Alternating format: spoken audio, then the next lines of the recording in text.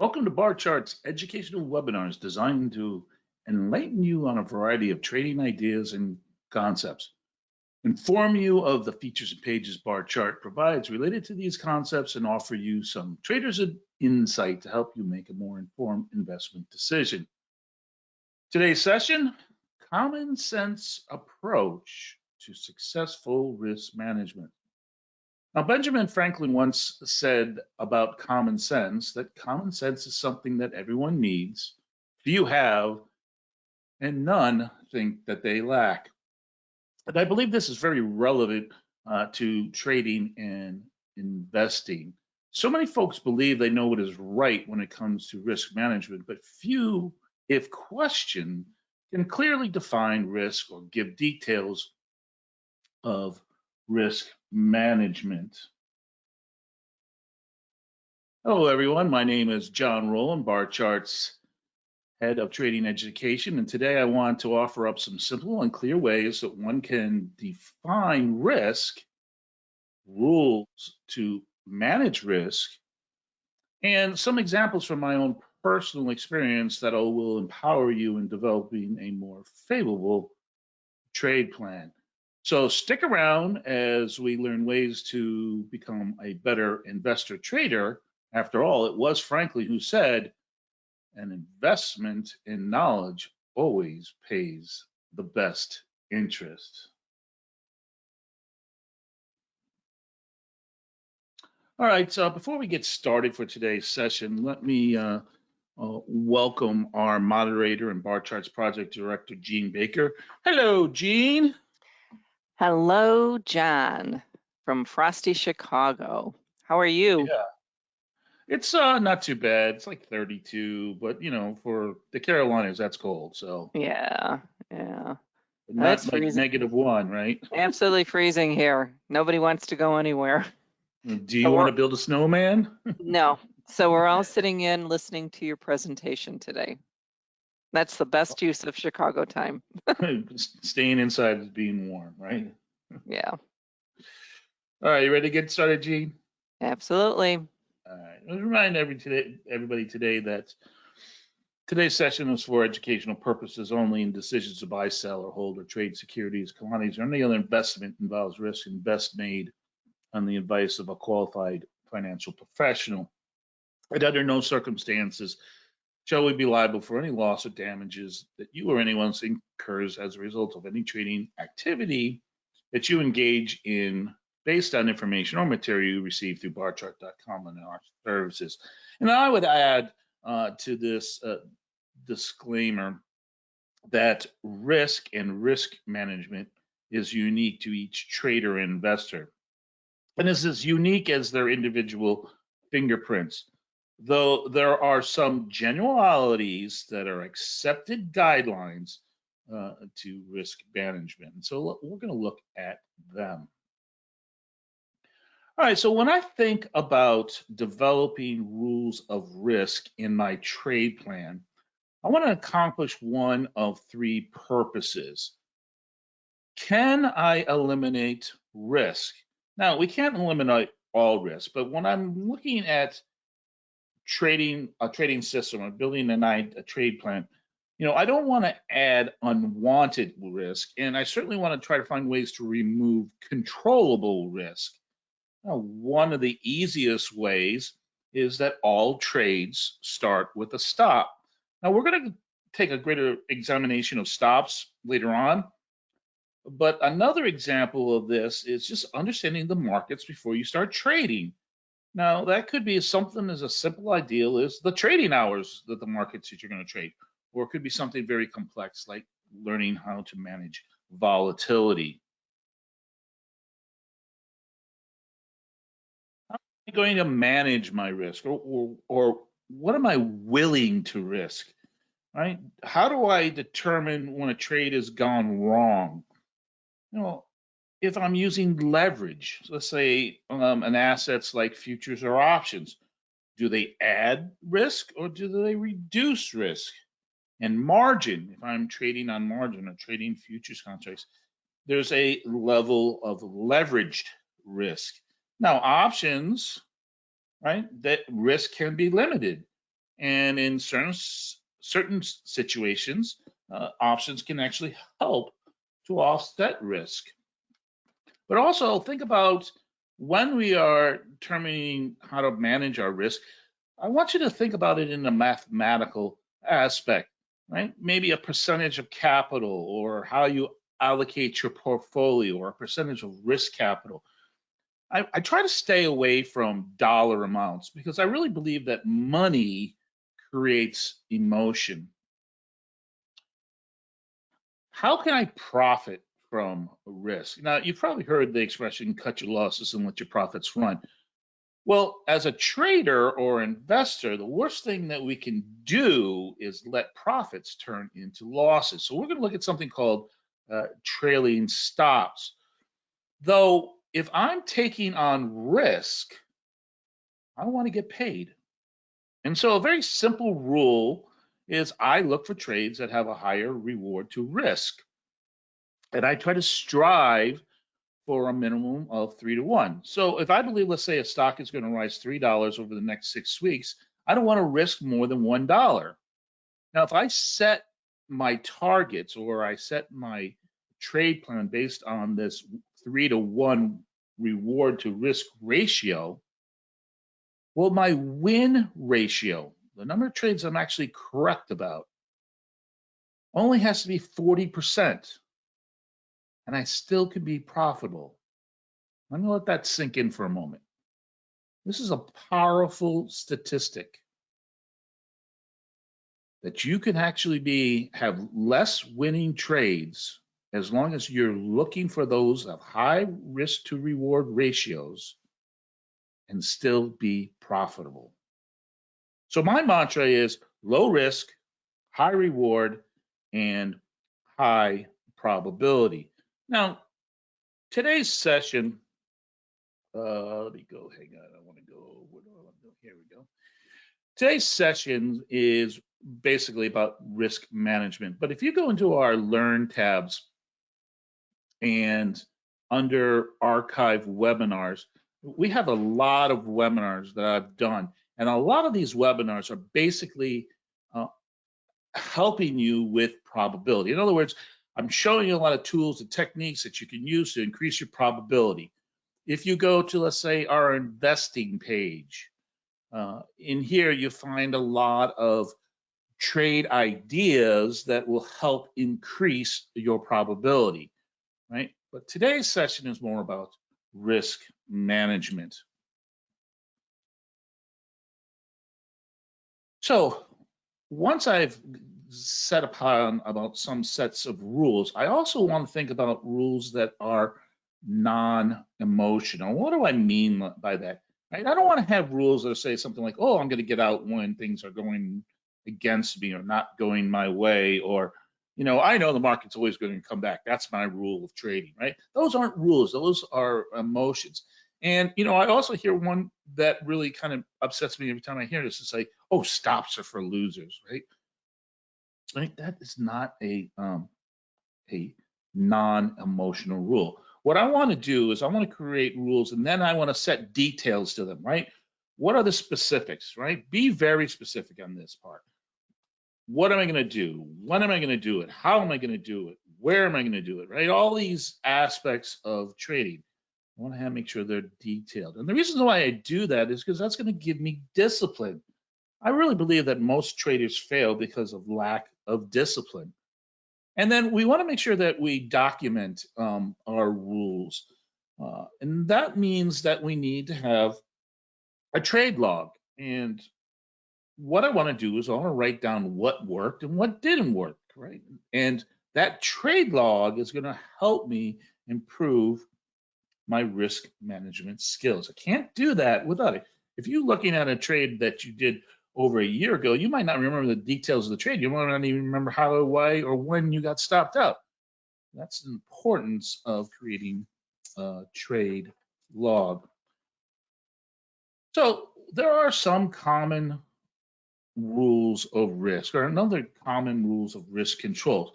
Now, as I go through these, I want you to keep in mind those three purposes and which one of these rules serves those purposes. Now, these are generalities that are taken from Harry Kaufman's book, Trading Systems and Methods, if you're interested in where. Now, some of these are literally verbatim from the book, but some of them are kind of paraphrased based on my own personal experience. So the first one is only risk a small percentage of your total capital on any one trade. So total risk per trade should be comfortable enough to ride out a number of losing trades in a row. Now, I can't give you a number of how many in a row, but if I can sustain, if I'm using that 3-to-1 rule in risk reward, and I'm only getting 40%, then you got to think that for every 10 trades, you're going to have 6 losers. So could that mean 6 in a row losses? Yeah, that could mean that. Now, I think Kaufman, I know Kaufman says that you never should risk more than 5% of your investment capital portfolio. But if you listen to experienced traders, you listen to what the street says, you're going to hear some folks say 2% of my account equity. Now, I use something called the 1-2 rule, where I use 1% of my total capital, my total portfolio. And inside of that, then I will look at 2% of my account equity or 2% of my risk capital. Know your exit before you enter a trade. Now, the Greek philosopher Aesop says that affairs are easier of entrance than exit, and it is by common prudence to see our way out before we venture it in. So this is really that we're going to look at this. This is our all trades start with a stop. And I think, for the most part, traders do a good job defining risk, but fail to determine profitable exits. So what I'll say to you is don't be afraid to preset targets. Don't be afraid to ring the register. Cha-ching, right? Put the money in the bank. Now, if you really like the trade, you really are into that trend, then, you can just re-enter into that trade. But at this time, when you re-enter, you're going to re-enter with a less amount of risk.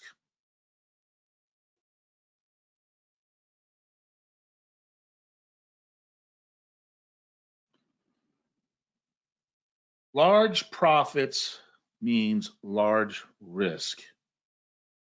Now, if I'm taking out large risk to achieve a greater profit, that is a system that is sure to fail. But I think what Kaufman is saying here is that from a comfort or an investment standpoint, in other words, if I'm trading too big, then maybe I need to take smaller positions.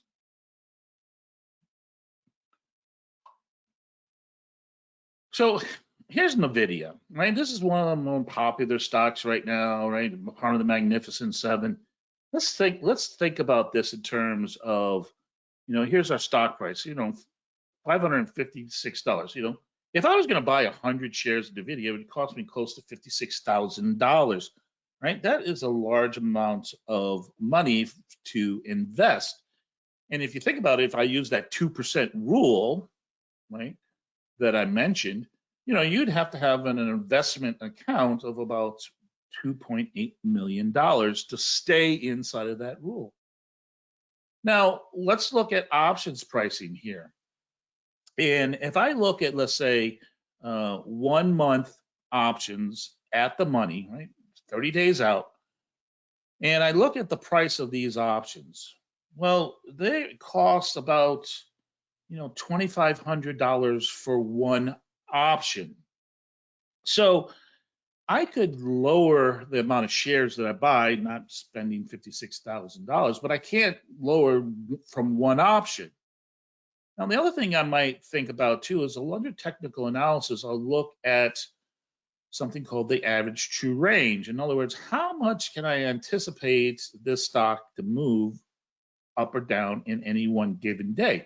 Now think about this is $14. $14 times 100 shares. It means, this would be closer to $1,500 price swings in one day. That might be too much risk for you to handle. So it's easy for me to cut down my size in shares. It's not easy for me to cut down my size in options. And we're going to look at rule number 8, which says find markets that fit your risk tolerance.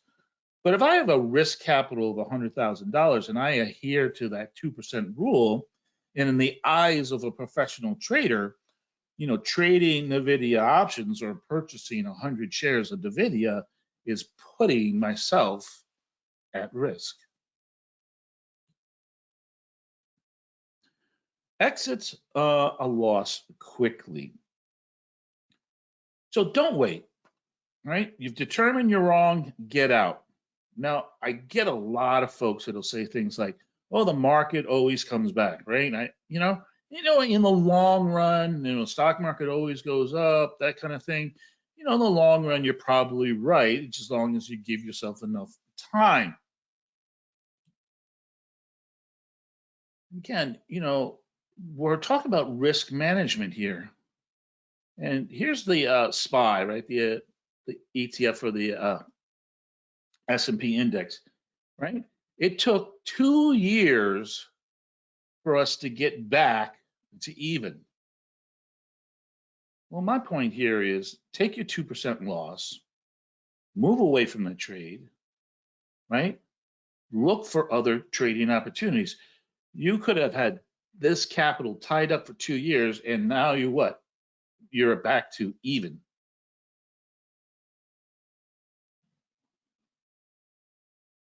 Don't meet margin calls. Now, we can trade margin a couple of different ways. We can trade margins on equities. We can trade margins on futures. And a margin call is really the market's way of telling you that you're wrong. That's as simple as that. Don't put good money after a bad trade. Or a margin call could be telling you that the volatility of that particular market is greater than your tolerances. Remember our rules of purpose? That is managing leverage. Liquidate losers first when lightening up positions. Now, this is your cut your losses and let your winners run. But in behavioral finance disciplines, the theories behind behavioral finance, the traders do actually do the opposite. They hold on to losers. They won't admit that they're wrong, and they exit winners to finance the losers or out of the fear of losing profits. So if your position is getting too large or you're feeling that you're taking on too much risk, then dump the losers, keep the winners. Be true to your trading philosophy. Now, if you go to Barchart's YouTube page, and there's a link through our archives learning page, I'll show it to you in a second. But go to Barchart's YouTube page. This is where you're going to find a lot of our archived sessions. But in the spyglass here, type in the word professional trader, and you're going to find this YouTube video. This was an interview I did with Jerry Parker. Jerry Parker is one of the famed turtles, and he's a renowned trend follower, trend following system. That's what he believes in. Now, during this interview, Jerry tells us about that he's in an orange juice trade at the time, and that he's been in this trade for over 2 years. So, what we're trying to say here is, and what Jerry Parker was very clear about is, don't change your plan midstream. Don't change your plan mid-strategy. Stay true to your trade plan. Follow your rules, let the trade play out, and take the consequences as is. And if that means you're holding on to a trade for 2 years, then you're holding on for a trade for 2 years. Match your trading profile to your risk tolerance. So this is kind of that aforementioned example I did with the video, right? Finding the right markets that fit your risk tolerance. But you can go into like Google and Google something like, it'll say something like Google traders profile or trader's psychological profile. And you can take these quizzes that'll kind of help you define how you look at risk, depending on the type of trader you want to be, a day trader, a swing trader, or an investor. What style of trader you want to be. Are you going to be a trend follower? Are you going to be a mean reversion trader? What time frames you're going to use. So those will help you. But what I'm really talking about here is what I want to add is, the importance of matching markets with your tolerance. In other words, I want to make sure that I'm not trading some of these stocks that have a lot of volatility, a lot of big daily swings, right?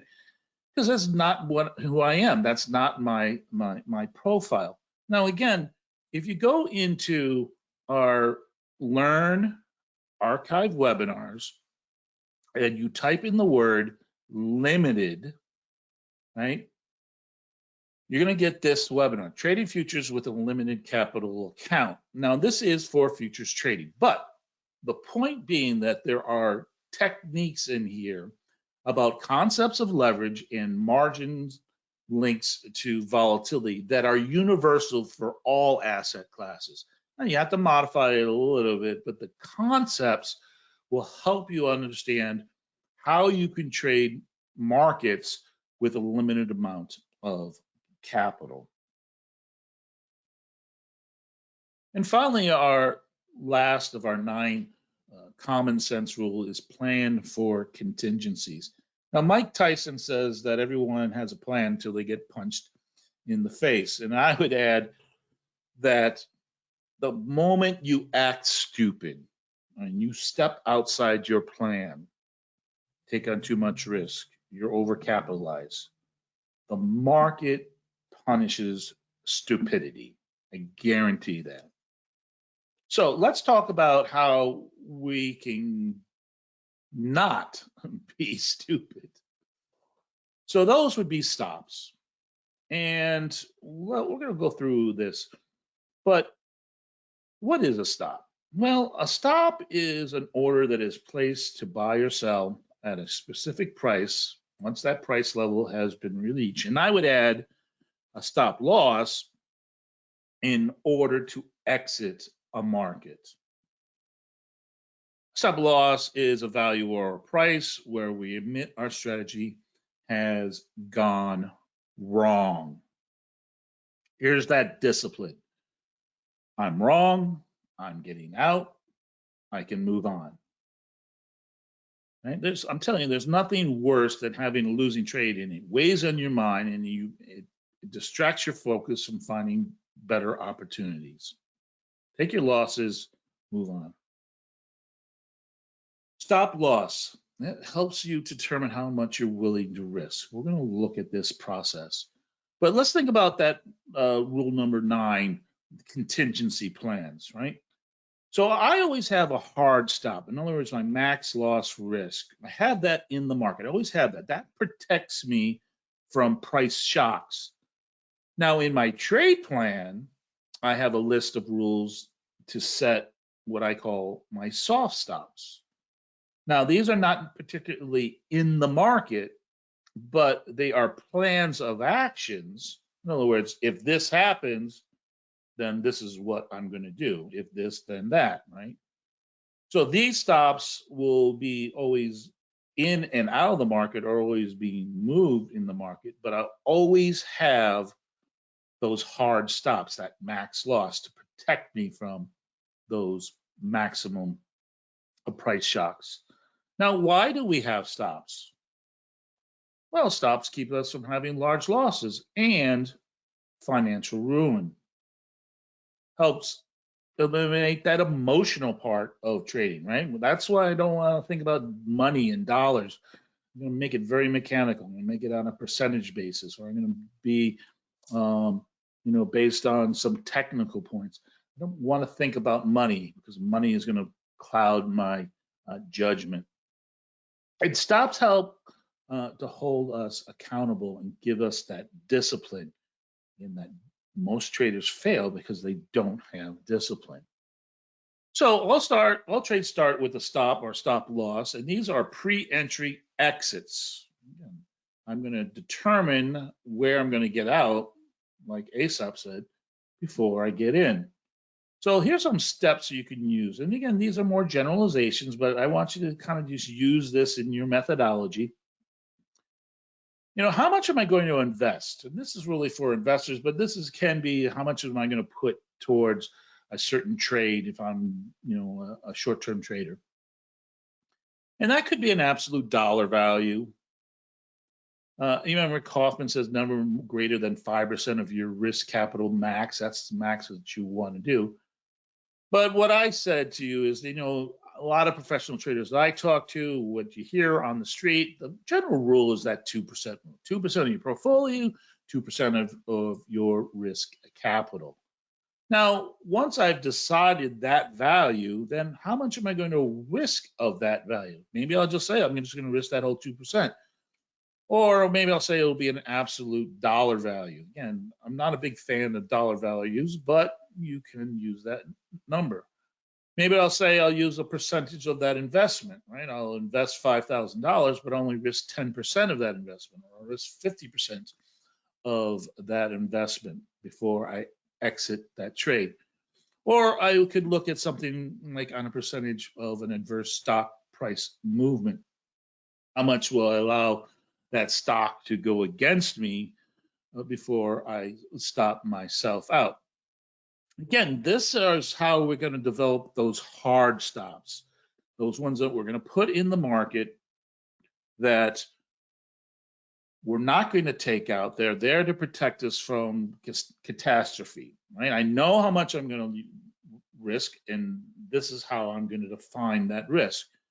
But when we talk about percentage of adverse stock price movement, you have to start thinking about how you define an adverse movement. Is it a correction, or is the beginning, let's say, of a downtrend if you are a long-term buy and hold trader?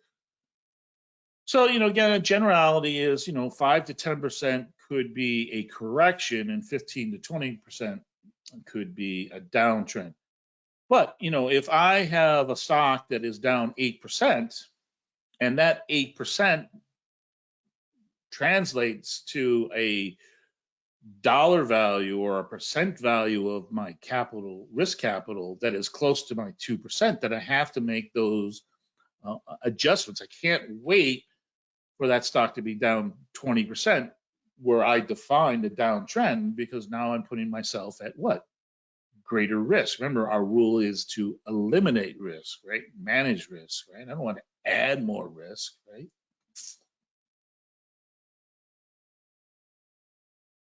So there are different types of protective stops, these hard stops. So the first one is, again, this hard money stop. It could be based on an absolute value, or it could be based on a percentage, but this is as much that a trader is willing to risk, and sets that at a price level that is reflective of that value. Again, when we put in these hard money stops, or when we put in these hard stops, we're going to leave them in the market. We're not going to change them. We never move them away from price. If anything, as the market starts moving in our favor, we will move them closer or move them with price, but never away from price. Technical stops. Now, technical stops can be based on a variety of technical points. Something as simple as a trend line break, or something as more complex as a volatility stop. Now, again, we have a lot of webinars that we go into a lot more detail. Today is more about the basics of stop protection. And there are a lot of webinars that I've done in terms of how to set technical stops based on price control. So look those up. However, if I'm setting a stop that is larger than my original risk tolerance, then something's out of whack if I'm using one of these technical stops. For instance, let's say I have a moving average, and I've decided that I'm going to exit that trade if that stock spends 2 days, or I have 2 closes below that moving average. Well, maybe the price the amount that price of that stock falls to get to that value is greater than the risk that I originally set up this trade. So that would not be a good stop, right? So I need to find a better stop that's more reflective of my risk tolerance. But I will tell you that if you're using technical stops and you're doing a good job with placement of your hard stops, then most times the technical stop will be a fraction or a half or a percentage less than, let's say, your hard stops. And I'm going to show you a couple examples of those. And then there's another type of stop, and this is called the maximum winning adverse excursion. So I know this is a big mouthful here, but basically what this is saying is this is for those traders in the room here that are a little bit more sophisticated, especially those of you who are doing back testing or you're doing paper trading, right? What you're going to do is you're going to look at your system, your trade plan, and you're going to look at those trades that had a drawdown or that were losers before they turned into winners. And you're going to look to see what that value is. How much did that stock move against you before it became a winning trade? That's how you can determine a hard stop risk. I'm going to say, well, if this is what my system is creating, then this is what I have to plan for in terms of that worst scenario. Now, what you might do is, let's say I have 5 stocks, and 2 of the 5 stocks, I'm looking at this adverse excursion, and those 2 stocks, right? Those excursions are way outside of my risk tolerance. Well, what would I do based on some of the concepts I just mentioned to you? Right? How can I eliminate risk? How can I eliminate that? Well, the easiest way is not trade those stocks, right? Because they are outside of your risk tolerance, and only focus on the stocks that are inside of your risk tolerance. This is a real easy way to help you to find those markets that fit your profile and your risk tolerance. Again, you got to be a little bit more sophisticated. You got to be doing some back testing and or paper trading for this one. So, okay, so now we talked about pre-market, pre-entry exits. We talked about protective stops. Let's talk about how or what we can do when the market starts to reward us. In other words, when the market is starting to go in our favor, how are we going to protect our profits? How are we going to put in stops post-entry exits? Again, we want to be like Jerry Parker. We want to let our profits run, but at some point we have to decide where we want to get out before we let that winning trade turn into a losing trade. So we can use a money point, which is called, basically what you do is you look at a predetermined dollar value or percentage of loss from a maximum profit level. Sometimes you might hear this is called the chandelier exit. In other words, you look at the highest profit your trade has been in, and then you say, okay, how much am I willing to give back? I call this my how much am I willing to give back stop. And again, these are more soft stops. These aren't hard stops. But how much am I going to let the market take back before I realize that, hey, maybe my trend has changed, or maybe this trade idea has ran its course. It got to that maximum dollar profit. I didn't get out. Now I have to be careful not to give it all back.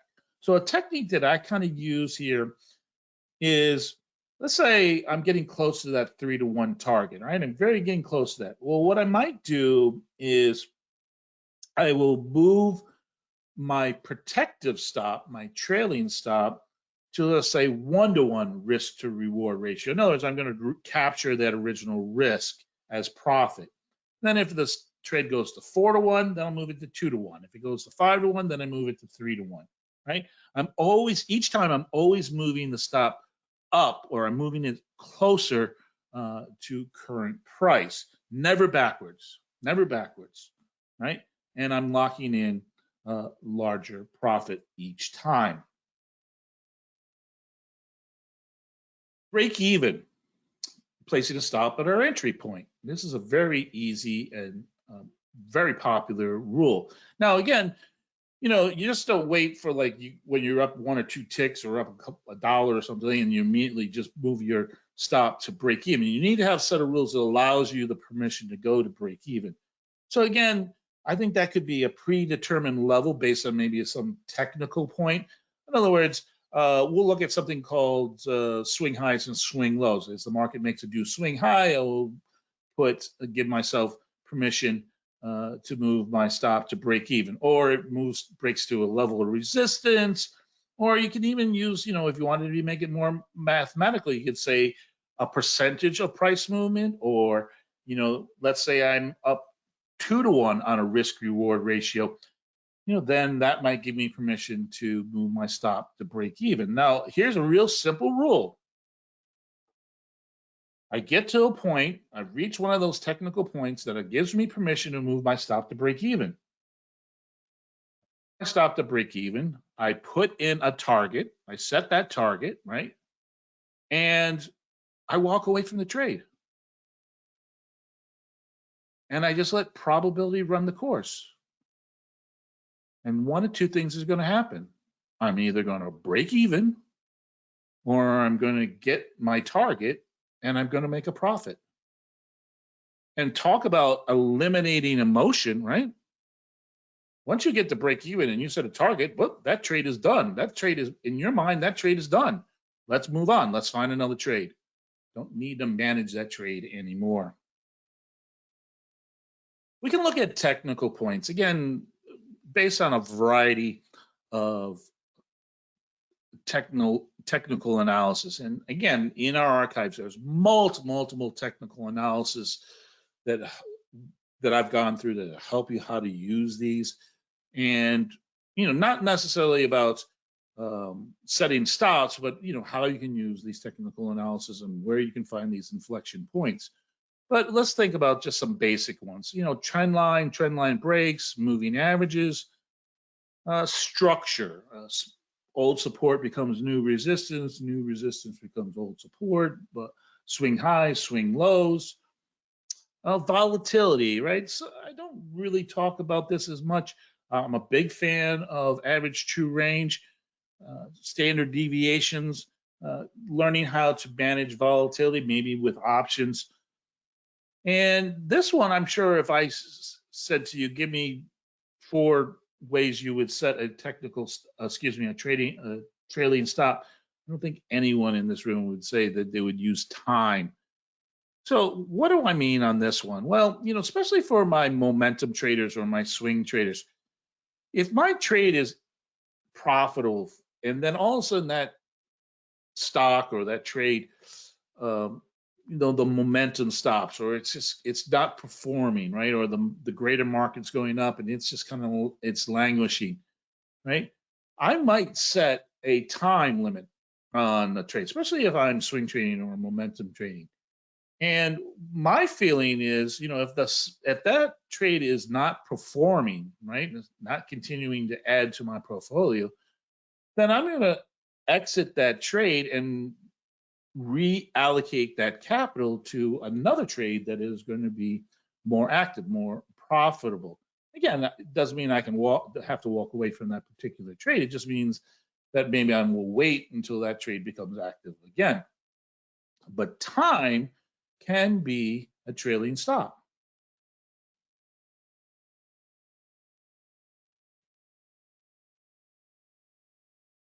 Okay, so here's Apple. And, this is one of our more popular stocks, right? It's most held stock. All right, so let's talk about some of these technical point stops or these trailing stops. So let's go back in history a little bit here. Again, going back in history, you always get a favorable result. But let's pretend that, we're going in the market here as whatever trade signal we got, we took out a high or getting this 50-day moving average is crossing the 200-day. Oh yeah, by the way, the red line represents the 20-day moving average, the blue is the 50, and the black is the 200-day. Maybe that was my system entry.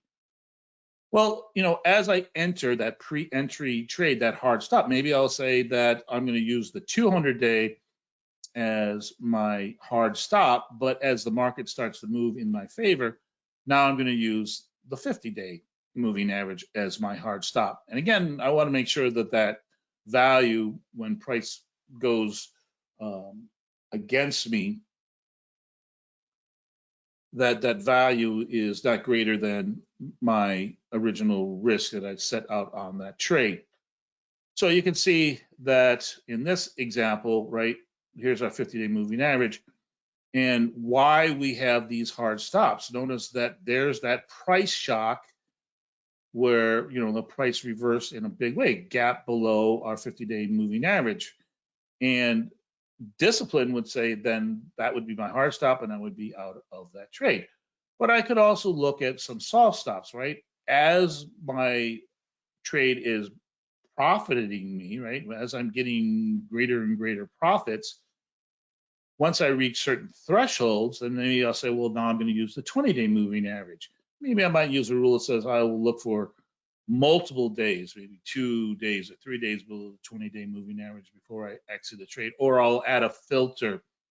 I'll say I'll use the 20-day moving average, but I want to see it fall close 1 ATR below the 20-day moving average before I stop myself out. Again, that you can see that would have been, up here, it would have collected a lot more profit.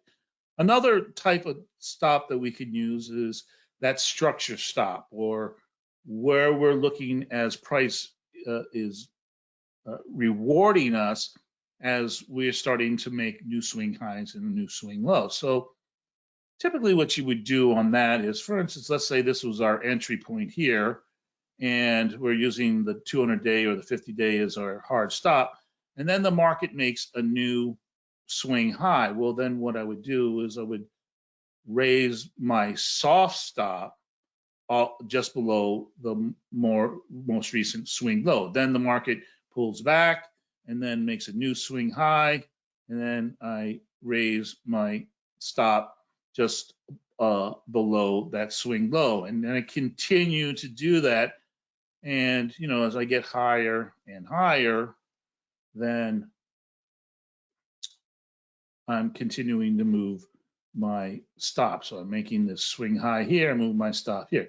Now notice in this scenario that my soft stop technical trailing stop here based on swing highs and swing lows falls inside or right near my hard stop. And again, what I would like to do is, especially when I have profits, I would like to have a soft stop that is probably inside of my hard stop. But in this case, they would have been fall on the same point. Now, volatility stocks, you could look at Bollinger Bands, you could look at Keltner channels, you could look, we have something called Trend Spotter, I believe it is, a Trend Seeker, that will help you with some of these volatilities. In other words, we'll wait for a big momentum shift in a market that will say, hey, it's probably time to get out of the trade. And then again, we could talk about time. For instance, let's say we're in Apple here, we bought Apple, now it's kind of languishing, right? Maybe I'm not using the 20-day, maybe I'm not using the 50, which both of them would have been already. But I've been in this trade now 2 months, right? I was playing this momentum. I've been in this trade 2 months. Well, you know what?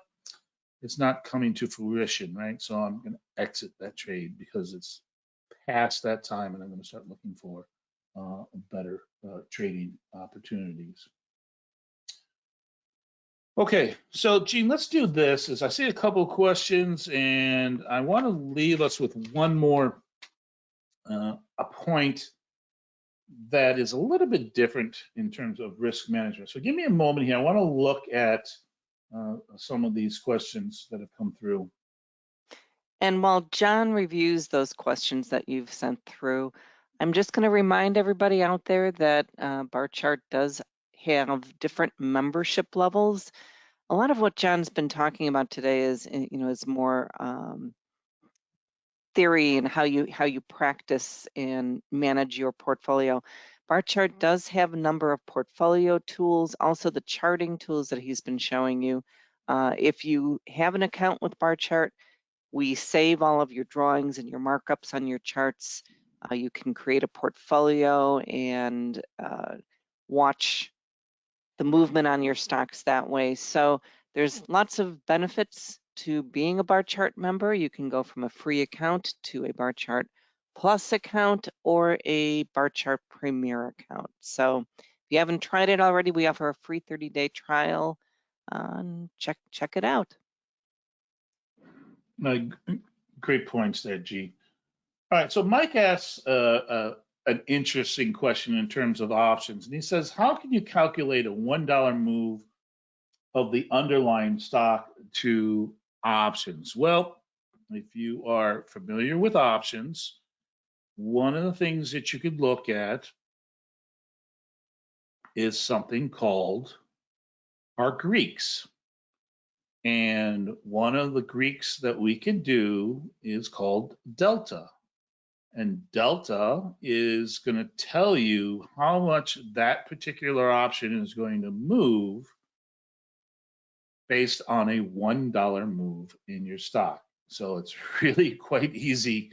And if you are not familiar with options, again, we have a lot of options video, and I think we do have two options videos are called, understanding Greeks, and we go into this how you can use all these Greeks, but how delta is related to price movement. So again, in this example, if I'm looking at the Apple 180 call, it has a delta of, and this would be the one that's only got 2 days to expiration, but it has a delta of 71 cents. So it means for every dollar that Apple moves, this option will move by 71 cents. Okay. All right, Mike. Al asked the question, how do you protect yourself from whipsaws when using stops? So again, Al, that's the difference between a hard stop and a soft stop, right? A soft stop would be some kind of technical analysis, right? Maybe you're waiting for a close, right? A lot of times you see these whipsaws intraday and you're waiting for a close. But, sometimes you can't. And that's the discipline part of setting stops. If I get stopped out and the market whipsaws me, I can tell you that I can show you hundreds of trades where that happened. And yeah, it's frustrating. It's very frustrating. But if you still believe in the story, you still believe in that trade, then you just go back to that trade. Yeah, maybe you gave a little money to the market, and now you need to reset and reevaluate.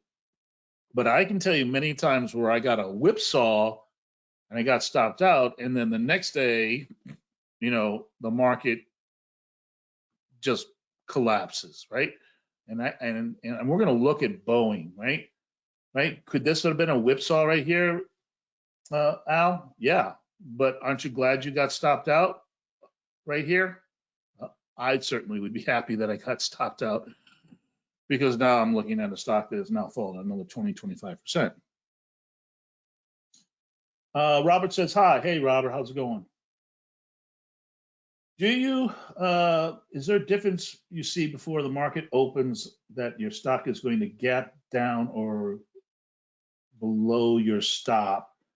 Yeah, that's a good question. Again, most of the time, again, there's that difference between that hard stop that is in a probably very far away from current price. Again, that larger percentage or that dollar value. But you could have set a soft stop based on, let's say, a technical point. And if, let's say, your market gaps 2, 3, 5% down, then, again, you might use time to say, okay, well, I'll let this market, maybe this is just a price shock and it's going to come back. Maybe I'll say I'll give it, the first hour of trading, the first 2 hours of trading, and then I'll stop myself out. Or I'll say, hey, I'll wait till the end of the close of the day, something like that. So usually a hard stop is a lot greater than it is one of these soft technical stops, especially those that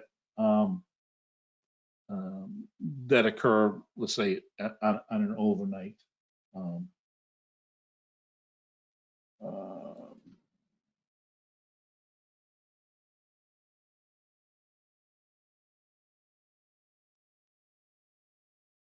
uh, there's a question about if there'll be a replay. I think Gene answered that. Yeah, all of our videos are recorded, and then you will have an opportunity to watch. All right, so let's do this because it is 1:50 here. If I didn't answer your questions, I apologize. Send them to support@barchart.com. We have a great staff. They will help you with your questions. If they can't answer them, they'll pass them along to me. So let me talk about one more type of risk that we can manage. And let's go here. So this is really, let's talk about long-term investing and what I call portfolio risk or uncorrelated portfolio risk. So, when we talk about a portfolio, yeah, we could talk about, a balanced portfolio, right? Diversification, right? We have equities, we have bonds, we have precious metals, maybe we have cryptos now, maybe we have real estate, maybe we have life insurance. Those are all part of our greater portfolio, right? Our investment portfolio. But I want to talk about diversification at the equity level, right? That piece of our portfolio is just equities. And what I want to do is I want to have some rules, or I have a rule here that we can use that will help me from single stock risk. In other words, I just showed you that Boeing chart, right? A price shock that is going to happen with, let's say, just one stock. So one of the interesting facts is that an adequately diverse 9-stock portfolio can reduce a single stock uncorrelated risk. Now let's talk about correlated and uncorrelated risk. So uncorrelated is that single stock price shock, price risk. Correlated risk could be like market risk, right? So if the whole market goes down, well, I mean, obviously, a diversification might help, but it, maybe might not help. And we're going to talk about how we can manage that a little bit as well. So what I'm really trying to do is protect against that single stock risk, right? So a 9-stock portfolio can reduce that single stock risk by about a third, or excuse me, as much as a third. And a 16-stock portfolio reduces that single stock risk to about a quarter. Now, when we think about diversification in terms at the equity level, right? We want to make sure that we have a good mix of stocks, right? And we want to make sure that we have stocks that are represented in, one of the 13 different sectors. I don't want to all have tech stocks. I don't want to all have energy stocks. That would be a great way of diversifying. But also, one of the ways that I can reduce, let's say, risk in terms of my portfolios, I will look at something called beta. Now, if you're not familiar with the term beta, and here it is down here, 60-month beta. Beta represents how sensitive that particular stock is as it correlates to, usually the baseline is the S&P. So if it moves in tandem with the S&P, then its beta is going to be 1. If it has a beta greater than 1, that means that it is more sensitive or it has greater price movements when the S&P moves. In other words, if I have a beta that is a value of 2 and the S&P moves 1%, then I can anticipate that my stock is going to move 2% up or down based on what the S&P does.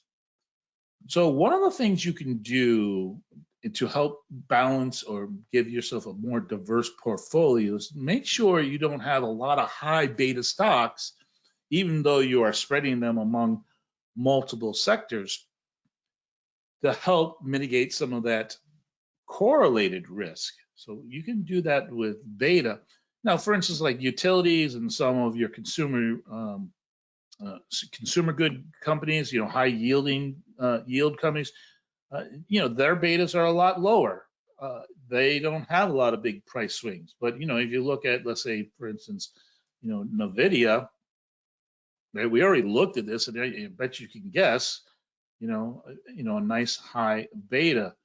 So be careful that you don't stack your portfolio with a lot of high beta stocks. That's a good way. But 16 stocks does help mitigate that single stock risk. And so, my general rule is I try to maintain in my investment portfolio, my long-term bucket, I try to maintain about 20 stocks, which means that single stock risk is about a fifth of what that single stock could do. But if you think about ETFs, right, what's the benefit of an ETF? That diversification. So that's basically why, one of the reasons why ETFs are so popular. So here's the relationship that you can do. That relationship is the inverse square root of the number of stocks in your portfolio. Now, remember, you can never eliminate uncorrelated risk, right? You never know when we're going to have one of these price shocks. But portfolio size and what I just mentioned to you about how to diversify can reduce that single stock risk enough to where it becomes almost negligible. And again, let's go back to Boeing and look at that chart, right? If Boeing was in my portfolio and I didn't use a stop because stops are for losers, I'm sucking now on a 30% price decline, right? Or now I'm saying, oh, I got to get out of the stock. Well, maybe getting out now is probably the time where we should have been getting in, right? So, if I used a moving average or a technical point or a dollar point or a chandelier, right? I definitely would have been out of the trade. And if I got whipsawed, well, so be it. But because I'm using that risk management, because I would rather be out of a trade that is creating volatility that is greater than I can afford, and then move on and look for a better trading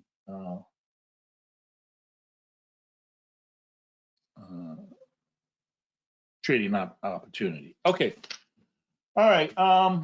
Let's do this.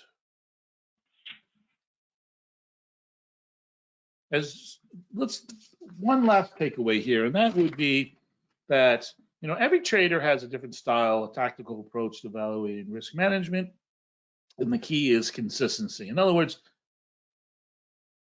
plan a trade, trade your plan. Be true to yourself, right? That conviction. Stick to your plan. And when your plan tells you to get out, when you get stopped or you get a technical point or you reach the threshold that gives you permission to get out, as a profit, be disciplined. Take it, right? Because I'm going to tell you, the market gives you one opportunity, and then once that opportunity passes, a lot of times it does not give you another chance.